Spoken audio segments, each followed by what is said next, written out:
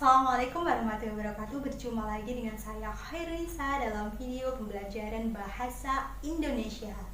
Apa kabar kalian? Semoga kalian selalu dalam lindungan Allah Subhanahu wa taala. Nah, sebelum kalian memulai nonton video pembelajaran kali ini, alangkah lebih baiknya kalian berdoa agar video pembelajaran ini dapat bermanfaat untuk kalian semua. Nah, pada kesempatan kali ini, dalam video ini, dalam keadaan kalian semoga dalam keadaan sehat, kita akan mempelajari mengenai sebuah teks tersebut berisi suatu penjelasan tentang fenomena alam atau sosial yang mungkin kalian sudah tahu, yaitu teks eksplanasi. Nah, KD yang akan kita pelajari itu 3.10, menelaah teks eksplanasi berupa paparan kejadian suatu fenomena alam yang diperdengarkan atau dibaca. Tujuan pembelajarannya sendiri yaitu ada 3. 1. Mengetahui pengertian dan ciri-ciri teks eksplanasi. Yang kedua, mengetahui struktur dan kaidah kebahasaan teks eksplanasi. Yang ketiga, menganalisis teks eksplanasi berdasarkan struktur dan kaidah kebahasaannya. Nah, sebelum kita belajar tentang teks eksplanasi lebih lanjut, Ibu akan menayangkan sebuah video nantinya. Tapi sebelum itu, Ibu ingin bertanya, apa kalian tahu bencana yang dialami di Aceh dulu 2000 berapa itu, Ibu lupa, atau bencana yang ada di Palu? Apa kalian ingat? Nah, tsunami, betul sekali. Tsunami merupakan salah satu contoh teks eksplanasi. Contoh teks eksplanasi lainnya bisa berupa gempa bumi, gerhana bulan, gerhana matahari, pelangi, petir, dan lain sebagainya. Itu merupakan contoh teks eksplanasi. Nah, tidak banyak membuang waktu, silakan tonton video yang akan Ibu tayangkan berikut ini. Setelah itu Ibu akan bertanya mengenai video tersebut. Silakan menyaksikan. Gerhana bulan. Gerhana bulan adalah peristiwa matahari, bumi, dan bulan terletak pada satu garis lurus sehingga bayangan bumi menutupi sebagian atau keseluruhan bulan. Gerhana bulan yang terjadi di bumi ini ternyata dibedakan beberapa jenis, yaitu gerhana bulan total, gerhana bulan sebagian, dan gerhana bulan penumbra. Gerhana bulan merupakan satu peristiwa yang terjadi di mana kedudukan matahari, bumi, dan bulan berada pada satu garis lurus sehingga bayangan bumi menutupi sebagian atau keseluruhan bulan. Proses terjadinya gerhana bulan ini dimulai saat bumi berada di antara matahari dan juga bulan pada satu garis lurus yang sama. Hal ini mengakibatkan sinar matahari tidak sampai ke bulan karena terhalang oleh bumi. Gerhana bulan bisa terjadi karena pada saat bumi berada di antara matahari dan juga bulan dalam posisi sejajar seperti yang sudah dijelaskan sebelumnya. Padahal demikian, bumi akan menghalangi sinar matahari yang menuju ke bulan, sehingga permukaan bulan akan tertutupi oleh bayangan bumi. Banyak orang yang berantusias untuk menyaksikan gerhana bulan. Ada cara tertentu untuk menikmati gerhana bulan agar terlihat jelas, yakni dengan menggunakan alat-alat tertentu.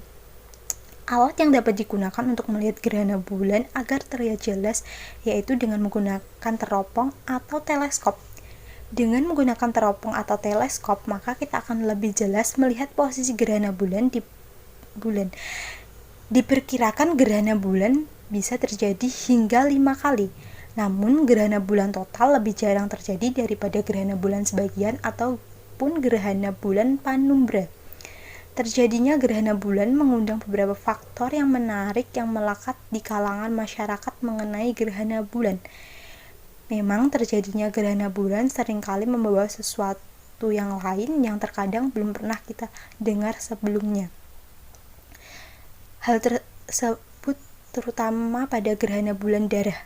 Gerhana bulan darah sendiri merupakan gerhana bulan dengan warna bulan yang berwarna merah menyala, sehingga nampak menakjubkan dan juga mengerikan. Bagaimana video yang Ibu tayangkan tersebut? Bagaimana proses gerhana bulan itu terjadi? Apakah menarik? Mungkin peristiwa gerhana bulan ini bisa kalian pelajari dalam mata pelajaran ilmu pengetahuan alam, tapi kali ini dalam bahasa Indonesia kita mempelajarinya juga. Apakah asyik video yang Ibu tayangkan tadi? Nah, menurut kalian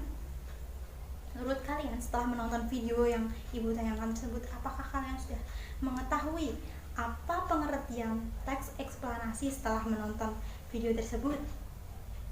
Nah, jika belum, Ibu akan menjelaskan apa pengertian teks eksplanasi.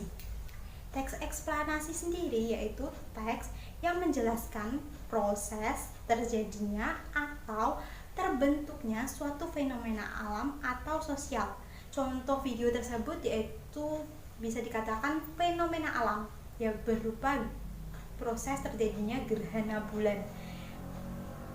Bagaimana, sudah mengerti pengertian teks eksplanasi? Jika sudah, berikutnya kita akan mempelajari mengenai ciri-ciri teks eksplanasi. Ciri-ciri teks eksplanasi ada 3. Yang pertama yaitu memuat informasi berdasarkan fakta. Jadi dalam teks eksplanasi itu sendiri berisi fakta-fakta bagaimana, misalnya aja bagaimana proses gerhana bulan itu terjadi. Gerhana bulan itu terjadi dari fakta yang bisa dikatakan antara matahari, bumi, dan bulan itu sejajar. Itu semua merupakan fakta yang bisa kita pelajari dalam ilmu pengetahuan alam yang memang sudah dibuktikan oleh para ahli. Nah, ciri yang kedua yaitu berisi informasi yang bersifat keilmuan. Yang bersifat keilmuan ya tadi bisa disebut tadi bagaimana prosesnya itu terjadi, yang bisa ilmu yang bisa kita pelajari dalam ilmu pengetahuan alam ya, bagaimana prosesnya, gimana matahari, bumi, dan bulan itu dalam keadaan sejajar maka terjadilah gerhana bulan. Yang ketiga yaitu menjelaskan proses terjadinya fenomena alam atau sosial. Yang itu sama, bagaimana proses itu terjadi, bagaimana keadaan matahari, bumi, dan bulan sejajar itu merupakan proses terjadinya gerhana bulan. Nah, berikutnya kita akan pelajari mengenai struktur teks eksplanasi. Sudahkah kalian tahu ada berapa struktur teks eksplanasi? Jika belum, mari kita belajar bersama. Nah, struktur teks eksplanasi sendiri itu ada 3. Yang pertama, orientasi atau pernyataan umum. Yang kedua, deretan penjelas. Yang ketiga, interpretasi. Ibu akan menjelaskan 3 struktur tersebut. Yang pertama yaitu orientasi atau pernyataan umum. Bagian ini berisi penjelasan umum berupa pengenalan fenomena. Jadi dalam bagian ini akan dijelaskan bagaimana fenomena itu terjadi sebelum peristiwa itu benar-benar terjadi. Nah, bagian yang kedua yaitu deretan penjelas atau mendeskripsikan dan merincikan penyebab dan akibat. Penyebab bagaimana, seperti tadi penyebab bagaimana gerhana bulan itu dan akibatnya nanti di dalam bumi itu dinyatakan deretan penjelas. Interpretasi atau kesimpulan dari penulis. Struktur ini boleh ada, boleh tidak, jadi sifatnya opsional. Jadi jika dalam beberapa teks eksplanasi kalian tidak bisa menemukan struktur bagian terakhir ketiga ini, maka itu tidak apa-apa karena bagian struktur ketiga ini sifatnya opsional. Nah, apakah kalian sudah mengerti struktur teks prosedur, teks eksplanasi. Jika ada, maka siapkah kalian untuk menerima materi berikutnya, yaitu kaidah kebahasaan? Jika siap, mari kita belajar mengenai kaidah kebahasaan. Tentu saja saat ini kalian sudah siap untuk menerima materi kaidah kebahasaan teks eksplanasi. Nah, jika kalian sudah siap, dengarkan penjelasan ibu berikut ini. Kaidah kebahasaan teks eksplanasi sendiri itu ada 5. Yang pertama yaitu pemakaian kalimat pasif. Kalimat pasif sendiri dapat dilihat dari predikat yang digunakannya, yaitu berawalan atau menggunakan imbuhan di, ter, ke, an, terkan. Itu bisa dijadikan ciri-ciri kita mengetahui itu sebuah kalimat pasif itu dapat dilihat dari predikat yang digunakannya. Dan kaidah kebahasaan yang kedua yaitu ada konjungsi kausal. Konjungsi kausal itu mempunyai ciri-ciri sendiri, seperti kita menemukan kata-kata seperti berikut ini, yaitu 1, jika, bila, sehingga, oleh karena itu bisa menunjukkan bahwa kalimat yang kita temukan itu mengandung konjungsi kausal. Nah, kaidah kebahasaan yang ketiga yaitu terdapat istilah ilmiah. Istilah ilmiah dalam teks eksplanasi itu sudah biasa, karena teks eksplanasi dibuat berdasarkan informasi yang ada dalam ilmu pengetahuan alam. Yang contohnya saja tadi gerhana bulan, mungkin dalam gerhana bulan ada bahasa-bahasa ilmiah yang digunakan, seperti mungkin gerhana bulan panumbra, gerhana bulan darah, atau gerhana bulan yang lainnya yang menggunakan bahasa-bahasa ilmiah yang hanya bisa dipahami oleh ilmu-ilmu tertentu. Nah, kaidah kebahasaan yang keempat yaitu banyak menggunakan kata kerja material dan relasional. Kata kerja material sendiri yaitu kata kerja yang menunjukkan aktivitas fisik yang dapat dilihat secara nyata.